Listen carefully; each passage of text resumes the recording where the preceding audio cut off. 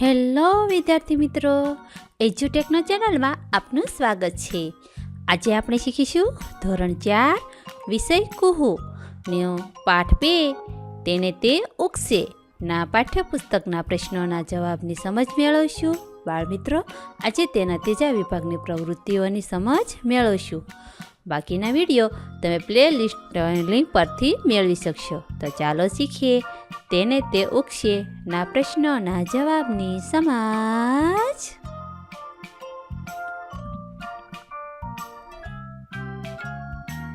સોળ કલ્પના કરો, પંક્તિ લખો. બાળ મિત્રો, અહીં તમારે કલ્પના કરીને પંક્તિ લખવાની છે. ઉદાહરણ તરીકે, ભારની અસર, પાણીના ભારથી આ વાદળાઓ કોઈ દિવસ થાય નહીં પપ, એવું કેમ? 1. રમવાની અસર, રમતમાં ને રમતમાં છોકરાનો કોઈ દી થાય કેમ ટૂંકો ટચ, એવું કેમ? 2. છોલવાની અસર, છોલવાથી પેન્સિલને થાય નહીં વેદના, એવું કેમ? 3. ખરવાની અસર, ખરે પાંદડા ત્યારે આ ઝાડ ઝૂરે નહીં કેમ, એવું કેમ? 4. ધુમાડાની અસર, કોઈને નહીં ને આંખોને આ ધુમાડાથી થાય કેમ ઘણું દરદ, એવું કેમ? 5. ઊંચે ચડવાની અસર, ઊંચે ચડવાથી નીચેના સૌ દેખાય છે કેમ નાના, એવું કેમ? 17. સાચું હોય તો ઝરમર બોલો, ખોટું હોય તો મરજર બોલો. સુધારીને લખો. બાળ મિત્રો, અહીં વિધાનો આપેલા છે. જો સાચા હોય તો ઝરમર અને ખોટા હોય તો મરજર લખવાના છે અને ખોટા વાક્ય સુધારીને લખવાના છે. 1. પપ્પા લાંબો ચોટલો રાખે છે. આ વિધાન ખોટું છે, આથી તેની સામે મરજર લખશું. વાક્ય સુધારીને લખીએ. મમ્મી લાંબો ચોટલો રાખે છે. સવાલ 2. પાણીના ભારથી વાદળ પડી જાય છે. મરજર. સુધારેલું વાક્ય, પાણીના ભારથી વાદળ પડી જતા નથી. સવાલ 3. રોકેટ આકાશમાં ઉડે ત્યારે લીટા દેખાય છે. ઝરમર. આ વિધાન સાચું છે. 4. ખેતરમાંથી પર્વત જોઈએ ત્યારે રૂમાલ જેવો લાગે છે.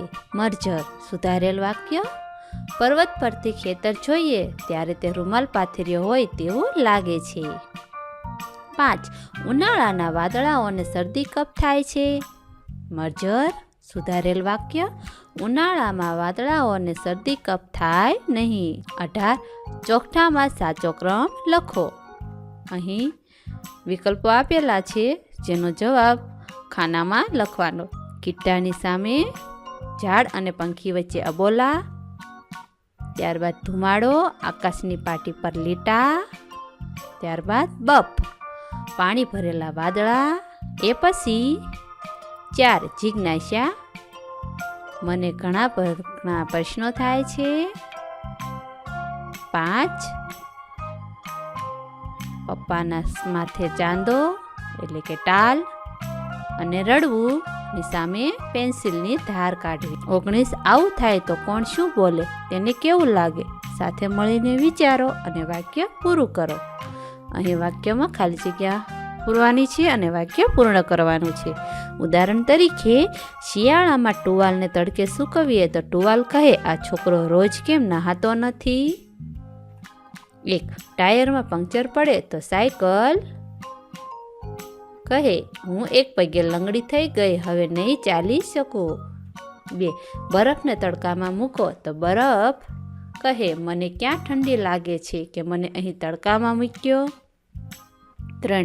આંબા પરથી કેરી ખરી પડે ત્યારે આંબો કહે, કેમ અહીં રહીને તું ગરમીથી કંટાળી ગઈ? 4. ધૂળ પર વરસાદના ટીપા પડતા ધૂળ કહે, હાસ, કાળઝાળ ગરમીથી હું તો કંટાળી ગઈ હતી, હવે ટાઢક થઈ. 5. ઉનાળામાં રોટલાને ચૂલા પર શેકતા રોટલો કહે, આ ગરમી ઓછી છે કે મને ચૂલા પર શેકી કાઢ્યો? 20. શબ્દ શોધો, વાક્ય બનાવો. શબ્દોના અર્થ જાણવા માટે લગભગ સરખામાં જુઓ. શબ્દ શોધીને વાક્ય બનાવવાનું છે. અહીં કોષ્ટકમાં ક્રમની સામે અક્ષર આપેલા છે. 1ની સામે રા, 2માં વ, 3માં જી, 4માં ની, 5ની સામે રે, 6માં ડ, 7માં સા,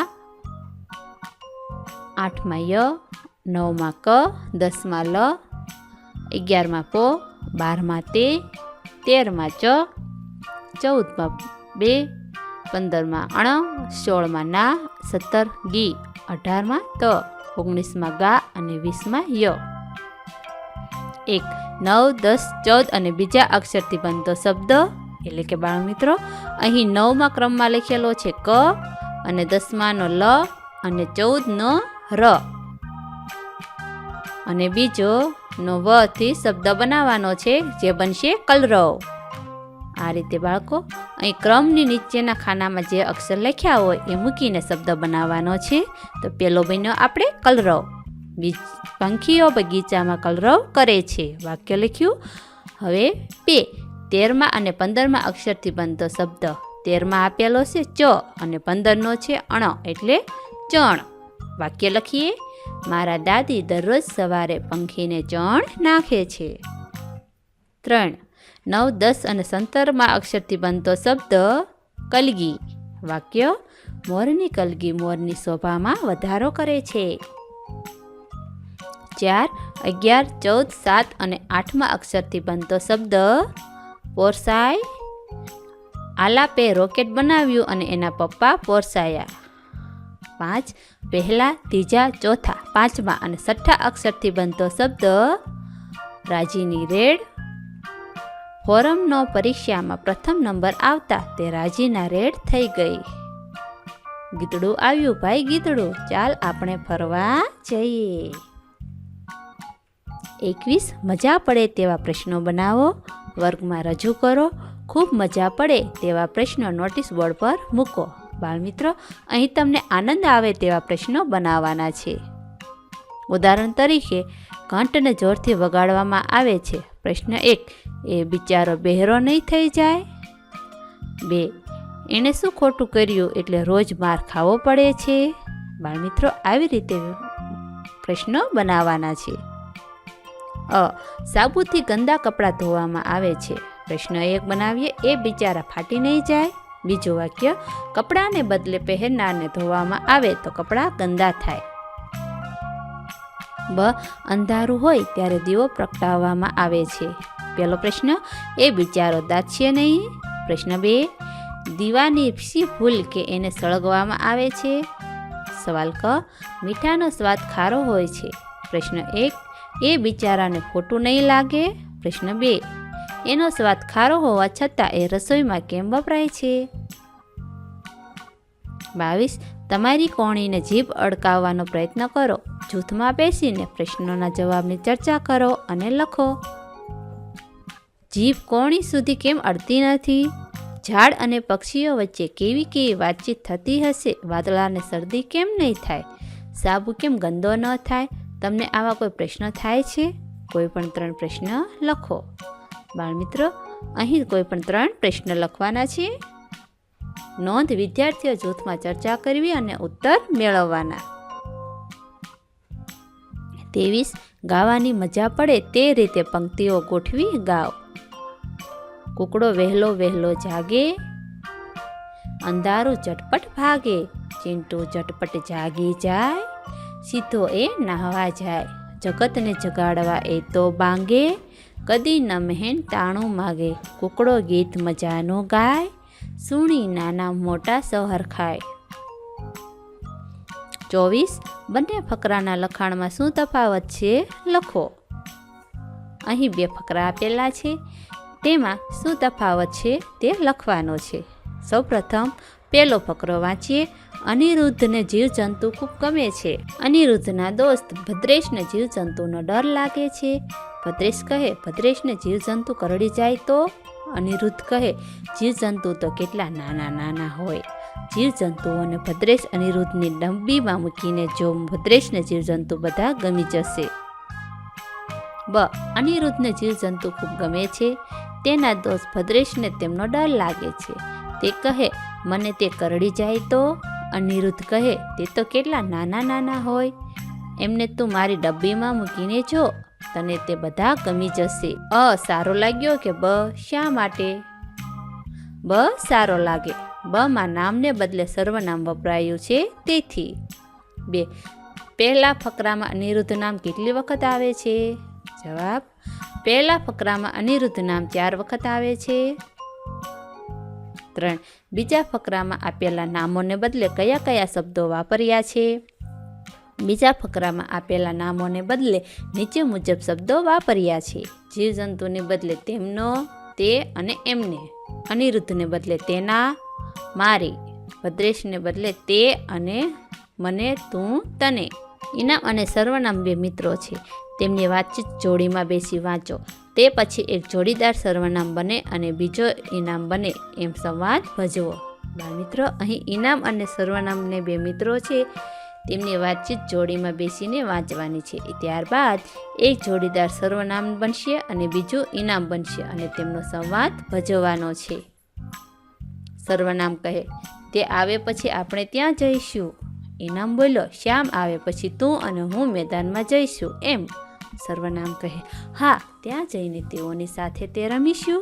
ઇનામ કહે: મેદાનમાં જઈને વિક્ટર, હરપાલ, રફીક સાથે ખોખો રમીશું, બરાબર ને? સર્વનામ કહે: જો તેઓ આવશે તો તેઓને પણ રમતમાં જોડી દઈશું. ઇનામ કહે: જો ડાયના, સોનલ, મિત્તલ આવશે તો ડાયના, સોનલ, મિત્તલને પણ રમતમાં જોડી દઈશું એમ. સર્વનામ કહે: હા, પછી ત્યાં આપણે ભેગા મળી તે રમીશું. 26. ઘાટા કરેલા શબ્દની જગ્યાએ તમને ગમતું નામ લખો.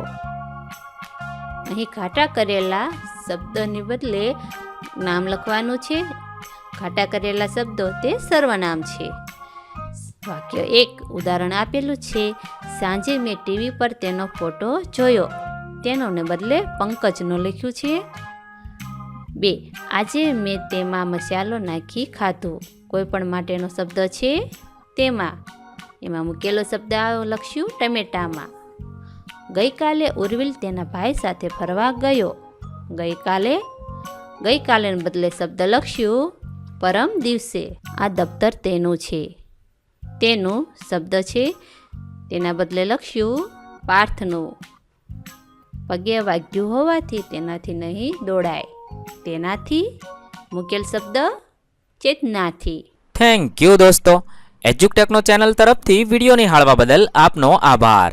આવા બીજા વિડીયોઝ નિહાળવા માટે અમારી યુટ્યુબ ચેનલ એજ્યુકટેકનો અત્યારે જ સબસ્ક્રાઇબ કરો. આભાર દોસ્તો.